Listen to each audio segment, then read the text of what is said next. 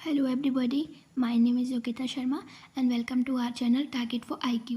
So guys आज के इस वीडियो में हम राजस्थान एपीयू के एक बहुत ही इम्पॉर्टेंट लोकल लॉ को कवर करने वाले हैं जिसका नाम है Rajasthan public examination prevention of unfair means act 1992।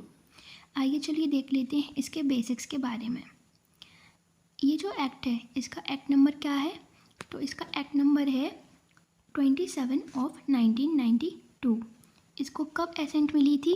तो इसको जो एसेंट है वो 8 ऑफ नवंबर 1992 को मिली थी। क्योंकि ये एक लोकल लॉ है इसीलिए इसको कौन एसेंट देगा? गवर्नर। कब एनफोर्समेंट में आया ये? तो 11 ऑफ नवंबर 1992 को ये एनफोर्समेंट में आया। कहाँ अप्लाई होता है? कितना एक्सटेंट है इसका? तो पूरे राजस्थान पे ये अप्लाई होता है। कितने सेक्शन है इसमें? टोटल 8 सेक्शन है और एक इसमें शेड्यूल बताई गई है। और राजस्थान स्टेट लेजिस्लेचर के द्वारा इसको कब इनेक्ट किया गया? तो 43rd year of Republic of India में इसको इनेक्ट किया गया। अब इस एक्ट का जो ऑब्जेक्टिव है वो क्या है ये देख लेते हैं। ये जो एक्ट है ये हमें प्रोवाइड कराता है, क्या प्रोवाइड कराता है? ऐसे प्रोविज़न्स प्रोवाइड कराता है जो क्वेश्चन पेपर के लीकेज के अगेंस्ट हैं या फिर ऐसे ही अनफेयर मीन्स के यूज़ के अगेंस्ट हैं। उनको लेकर क्या प्रोविज़न्स होंगे या क्या पेनल्टी होगी, क्या इम्प्रिजनमेंट होगा, इन चीज़ों के बारे में ये एक्ट हमें प्रोविज़न प्रोवाइड कराता है। अब हम सेक्शंस देख लेते हैं कि इस एक्ट के सेक्शंस में क्या प्रोविज़न है और वो हमें क्या बताते हैं। सेक्शन 1 जो है वो है short title, extent and commencement. तो एक्सटेंट और कमेंसमेंट तो हमने पहले देख लिया लेकिन फिर से देख लेते हैं। इस एक्ट का जो शॉर्ट टाइटल है वो क्या है? तो इस एक्ट का जो शॉर्ट टाइटल है वो है the Rajasthan public examination prevention of unfair means act 1992। इस एक्ट ये जो एक्ट है ये कहाँ एक्सटेंट, कितना एक्सटेंट है इसका, कहाँ अप्लाई होता है? तो होल ऑफ राजस्थान पे ही अप्लाई होता है। कब एनफोर्समेंट में आया? तो 11 ऑफ नवंबर 1992 को ये एनफोर्समेंट में आया। अब सेक्शन 2 जो कि बहुत ही इम्पोर्टेंट सेक्शन है आप लोगों के लिए एग्ज़ाम पॉइंट ऑफ व्यू से, क्योंकि इसमें क्या बताया गया है? इसमें डेफिनेशंस बताई गई हैं। और कितनी डेफिनेशन है? टोटल 4 डेफिनेशन इसमें बताई गई हैं जो 2A से 2D तक हमें बताई गई हैं। 2A क्या बात करता है? एग्जामिनेशन सेंटर के बारे में कि एग्जामिनेशन सेंटर क्या होगा। तो इसमें डेफिनेशन में हमें 2 चीज़ बताई गई हैं कि एग्जामिनेशन सेंटर से क्या मतलब होगा और एग्जामिनेशन सेंटर में क्या इंक्लूड होगा। तो एग्जामिनेशन सेंटर से मतलब क्या होगा ये देख लेते हैं कि कोई भी प्लेस जो फिक्स की गई है फॉर होल्डिंग पब्लिक एग्जामिनेशन। कोई भी पब्लिक एग्जामिनेशन को होल्ड कराने के लिए जो प्लेस जो फिक्स की गई है वो क्या होगी? एग्जामिनेशन सेंटर होगी। और इसमें क्या इंक्लूड होगा? तो the entire premises attach to the centre. जो भी प्रेमिसेस इससे अटैच होंगी सेंटर से वो सब भी इसमें इंक्लूड होंगी। तो ये तो थी हमारी 2A में एग्जामिनेशन सेंटर की डेफिनेशन। 2B में हमें क्या बताया गया है कि पब्लिक एग्जामिनेशन। अभी हमने देखा 2A में एग्जामिनेशन सेंटर। एग्जामिनेशन सेंटर से क्या मतलब था कि कोई भी प्लेस जो फिक्स की गई है पब्लिक एग्जामिनेशन को होल्ड कराने के लिए।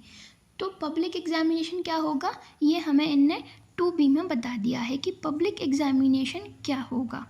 Public examination means any of the examination specified in the schedule.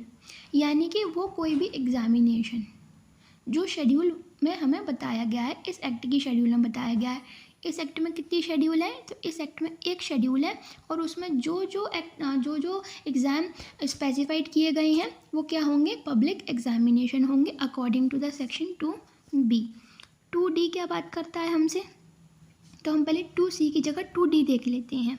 2D बात करता है कि जो कोई भी वर्ड्स और एक्सप्रेशन इस एक्ट में यूज़ हुए हैं लेकिन डिफाइंड नहीं किए गए हैं तो उनका मतलब हम कहाँ से निकालेंगे? उनका मतलब अब इंडियन पीनल कोड से निकालेंगे। यानी इस एक्ट में तो यूज़ हुए हैं पर डिफ़ाइन नहीं किया, मेंशन किए गए हैं पर डिफ़ाइन नहीं किया। तो क्या मतलब निकालेंगे अगर ज़रूरत पड़ी? तो जो इंडियन पीनल कोड में मतलब बताया है वो मतलब यहाँ पर भी उनका होगा।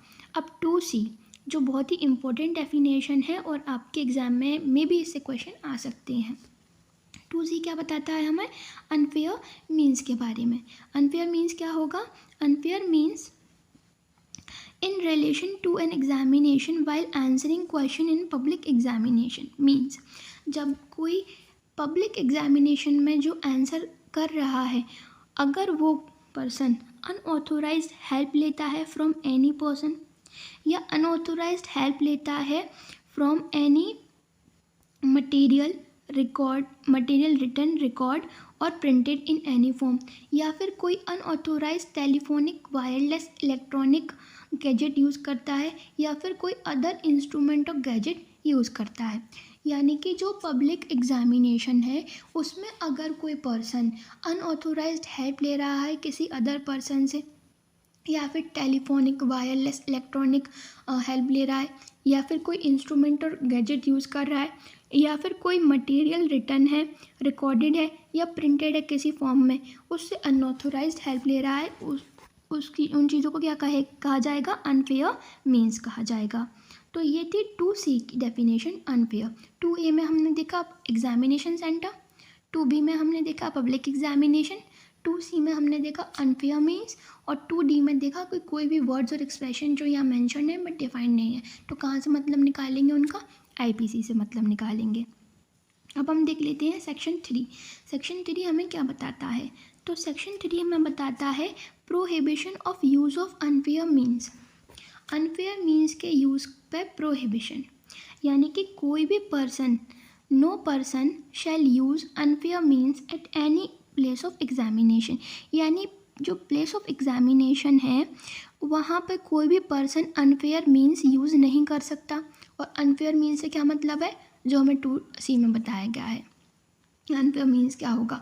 तो वो जो 4 चीज़ें हमें बताई गई उनमें से चारों में से कोई भी एक भी चीज़ वो पब्लिक एग्जामिनेशन में, मतलब एग्जामिनेशन की जो प्लेस है वहाँ पे कोई भी पर्सन उसे क्या नहीं कर सकता?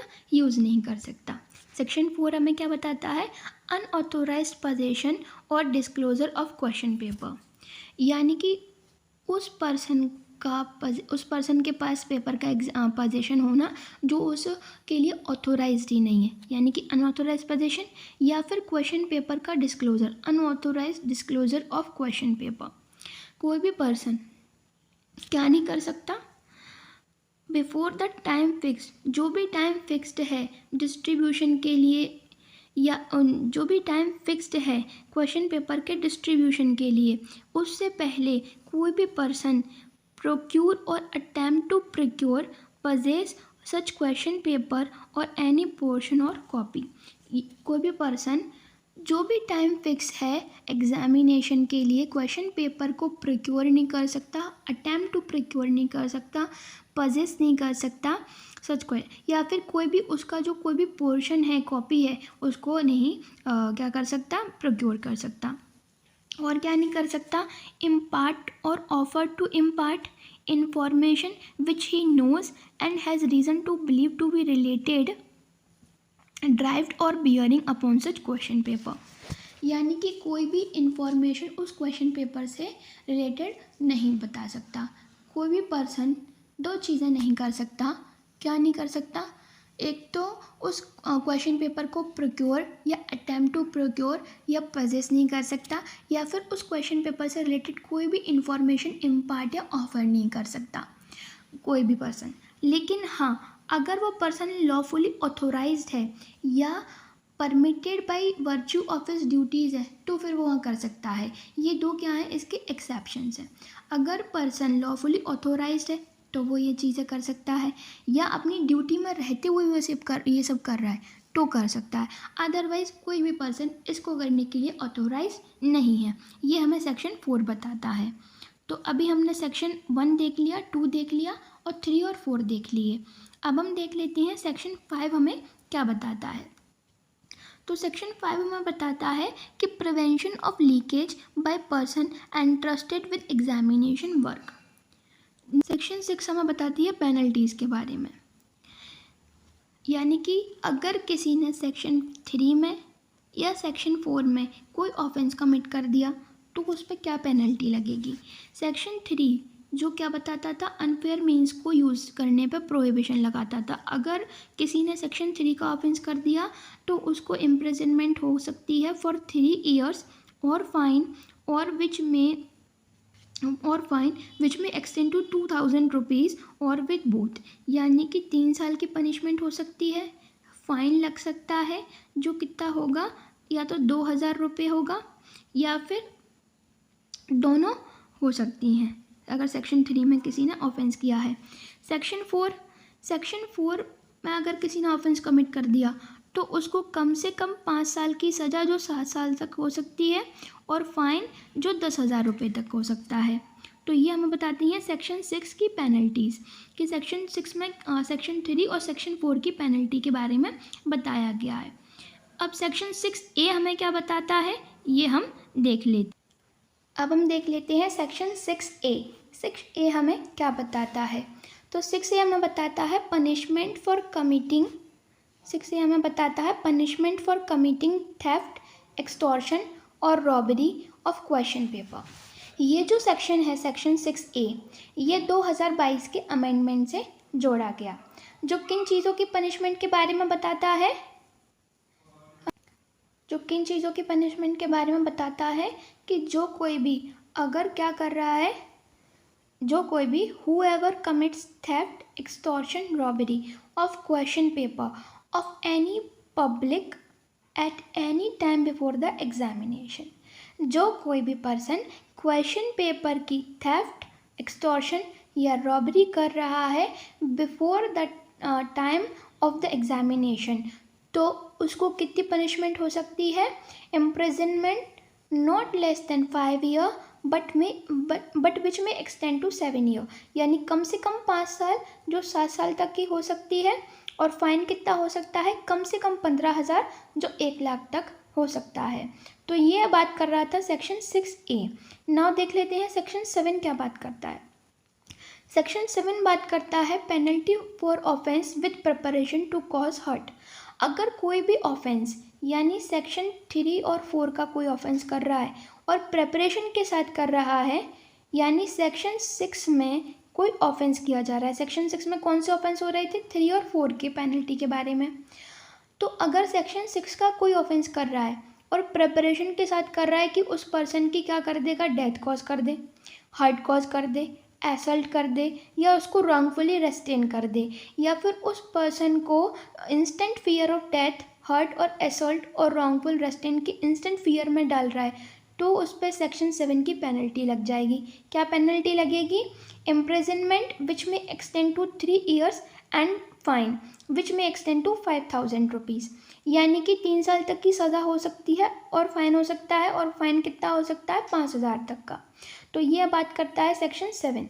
सेक्शन 8 क्या बात करता है, पावर टू अमेंड शेड्यूल। अब शेड्यूल को जो इस एक्ट में जो शेड्यूल दी गई है, एक ही शेड्यूल दी गई है, अब उसको अमेंड करने की पावर किसके पास है, तो ऑब्वियसली बात है स्टेट गवर्नमेंट के पास होगी, क्योंकि ये कैसा लॉ है, लोकल लॉ है।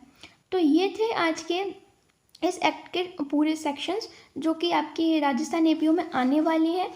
एंड आई होप आज का आपको ये वीडियो अच्छा लगा हो, और अगर आपको किसी भी सेक्शन से रिलेटेड कोई भी क्वेरी हो, डाउट हो, तो आप मुझे कमेंट बॉक्स में कमेंट करके पूछ सकते हैं। तब तक के लिए stay tune and have a nice day. Thank you.